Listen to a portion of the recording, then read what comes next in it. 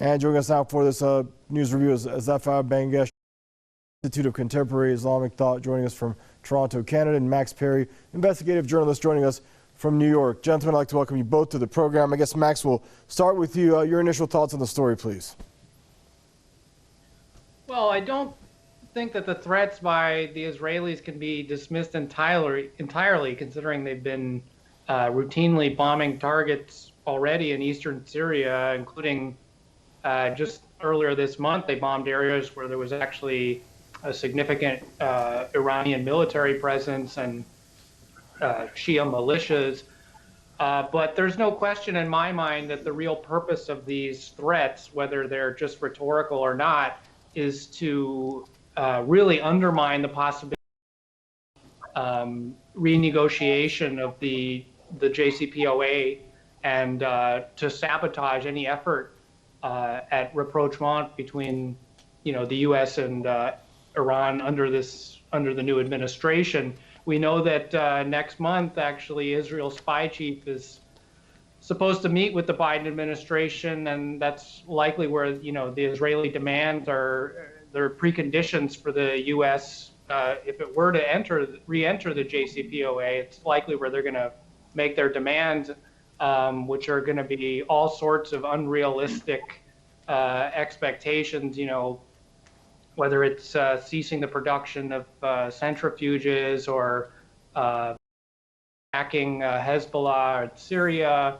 It goes without saying it's really all unrealistic. And from Iran's perspective, it should be the United States who should have to make the first move, considering it was Washington that unilaterally pulled out of the JCPOA, and they didn't start enriching more uranium, exceeding the requirements of the framework until the U.S. did so. So it's, as far as they're concerned, Iran's concerned, the ball is in the U.S.'s court, and that's absolutely should be the case. But I think that these threats, whether they're hollow or not, are really about undermining any renegotiation of the deal.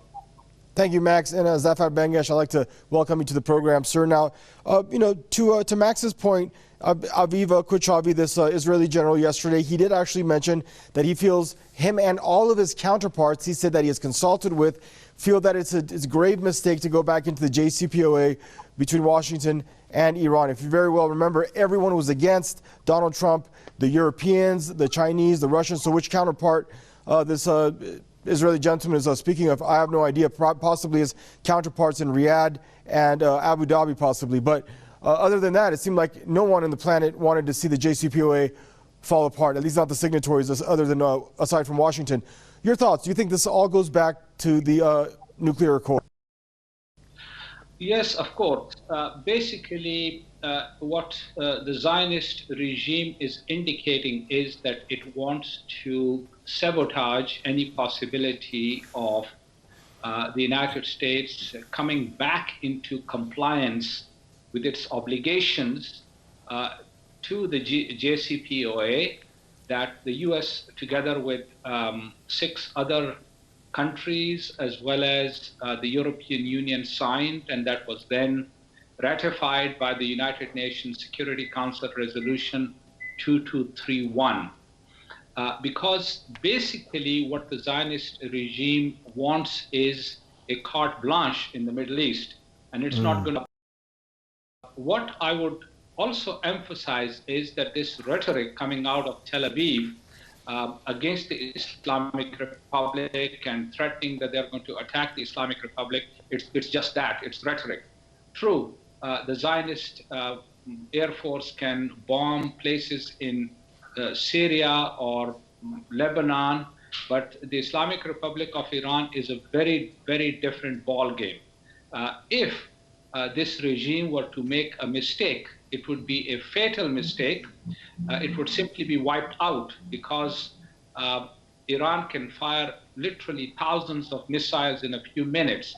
And this terrible, terrible regime that is illegally on Palestinian lands would be wiped out. So from my point of view, this rhetoric, this belligerent rhetoric coming out of Tel Aviv is basically meant to sabotage any possibility of the U.S. coming back into compliance with its obligations and the removal of sanctions, the illegal sanctions that the Trump regime had imposed upon the Islamic Republic of Iran quite illegally. So I think the Zionist regime's rhetoric is basically a ploy to try to prevent the U.S. from coming back into its compliance with the Iran nuclear deal.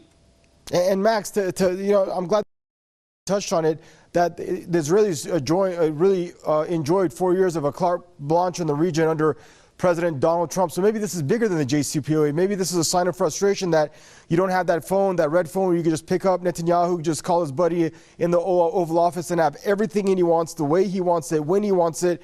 Maybe that's done. I mean, over the last 7 years, every U.S. president has been pretty much receptive and conducive to whatever Israel wants. Okay, we don't want to blow it out of the water, but at the same time, there have been presidents that have shown a lot more and a lot less love when it comes to it. Do you think the Israelis are basically bracing themselves for a possible slight policy change when it comes to getting what they want when they want it? Yeah, I mean, I completely agree. They've been showing real signs of desperation, especially in the last few months of the outgoing Trump administration. They were trying everything they could to provoke a conflict everything short of an outright war with Iran. So I think now that this new administration is coming in, they're definitely desperate to undermine any kind of détente between the U.S. and Iran. However, I will say, though, that so far the new administration has shown very mixed signals here. On the one hand, Biden, he's appointing someone or supposedly going to appoint Robert Malley to be the U.S. envoy to Iran, which is a good sign because he actually led the JCPOA negotiations for the U.S. But he's also facing back at the prospect of Malley being appointed, and even his new Secretary of State, Tony Blinken, was indicating in his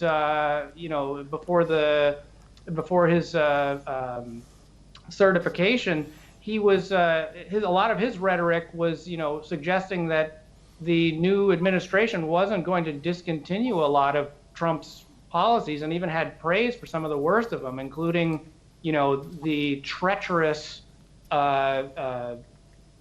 restoration of ties and normalization between Israel and the Sunni Gulf states.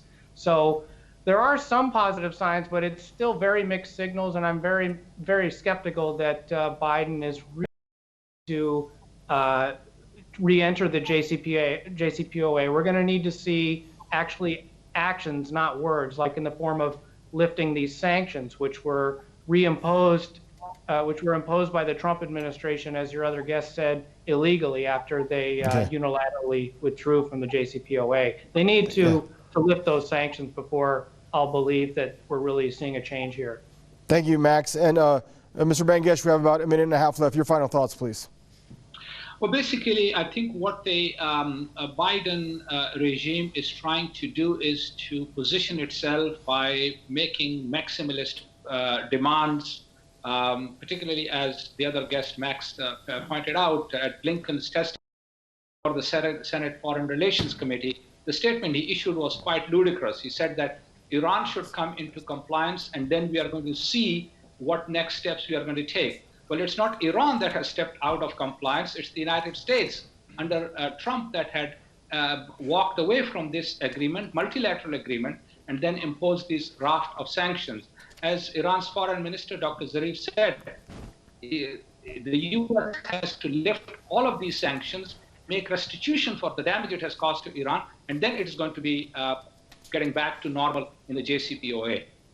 All right, gentlemen, stay safe to you both, and thank you both for joining us on the program. Zafar Bangesh out of Toronto, Canada, and Max Parry there joining us out of New York. And viewers, that's a wrap for this segment. Thank you for joining us, and goodbye for now.